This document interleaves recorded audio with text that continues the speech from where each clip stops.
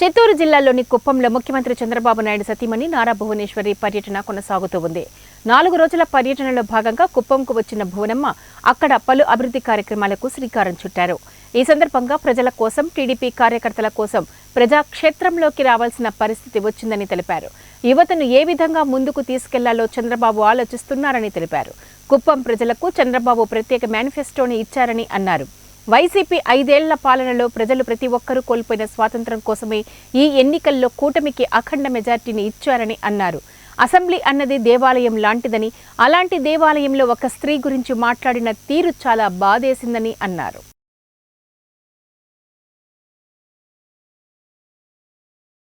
సంస్థ మీద కానీ చాలా కేసులు పెట్టారు, కానీ ఇప్పుడు కూడా ధైర్యంగా నేను చెప్పగలను, ఒక్క కేసు కూడా ఇక్కడ తప్పు జరిగింది లేదా ఆ డబ్బు కుటుంబ సభ్యుల దగ్గరికి వెళ్ళింది అనేది నేను ధైర్యంగా చెప్పగలను.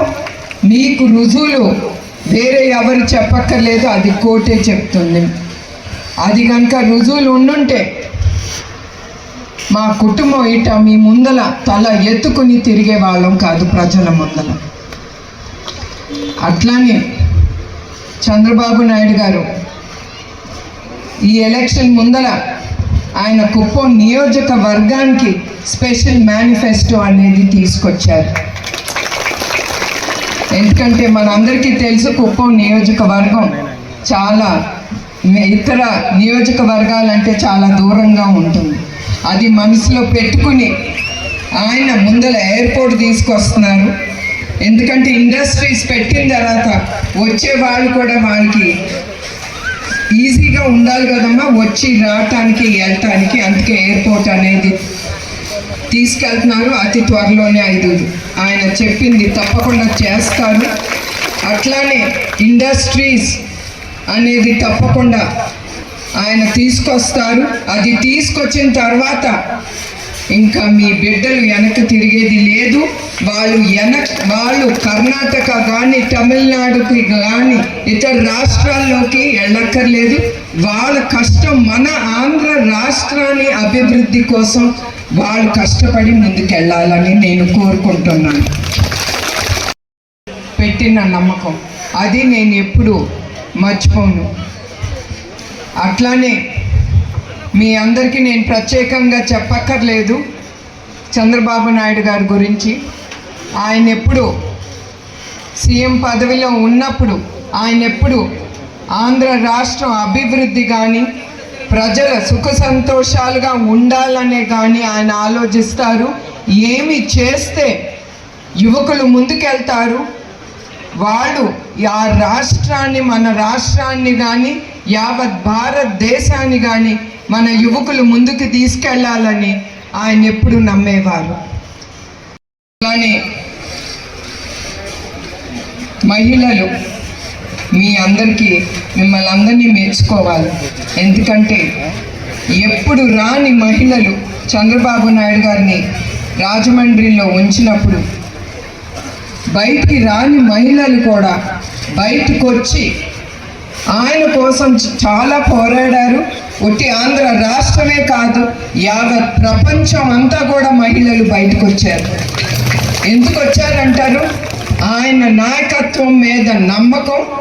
ఆయన ఉంటే మహిళల మీద ఎవ్వరూ చెయ్యలేరని ఆ సెక్యూరిటీ కోసం అందరూ బయటకు వచ్చారు, పోరాడారు. అదే కాకుండా మహిళ, స్త్రీ అంటే ఆ కుటుంబాన్ని ముందుకు తీసుకెళ్తుంది. ఏ స్త్రీ అయినా ఆ స్త్రీ ఎప్పుడు తన గురించి ఆలోచించదు, ఎప్పుడు కుటుంబం, బిడ్డల, హస్బెండా, మొగుడా అనేది ఆలోచిస్తుంది. అందరూ సంతోషంగా ఉన్నారా లేదా తర్వాతే తన సంతోషం తను చూసుకుంటుంది. అందుకే ఆ మహిళలు వాళ్ళ కుటుంబం భవిష్యత్తు కోసం, వాళ్ళ బిడ్డల భవిష్యత్తు కోసం వాళ్ళు ధైర్యం చేసి ముందుకొచ్చి వాళ్ళు ఆయన కోసం పోరాడారు.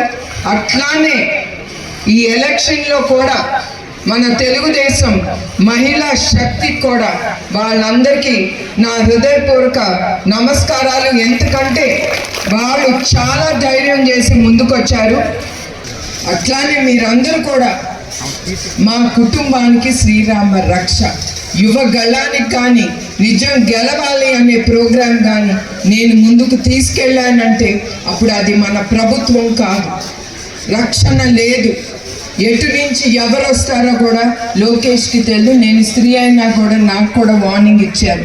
అయినా కూడా నేను కూడా లోకేష్ కానీ ధైర్యం చేసి వెళ్ళామంటే అది ఎక్కడికక్కడ ప్రజలు ఆయన మా చుట్టూ ఉండి, మా తెలుగుదేశం కార్యకర్తలు మా చుట్టూ ఉండి మమ్మల్ని నడిపించారు. అవన్నీ నేను మర్చిపోలేను. అట్లానే ఎస్పెషలీ కుప్పం నియోజకవర్గం ప్రజలకి నా పాదాభివందనాలు మీ అందరికీ.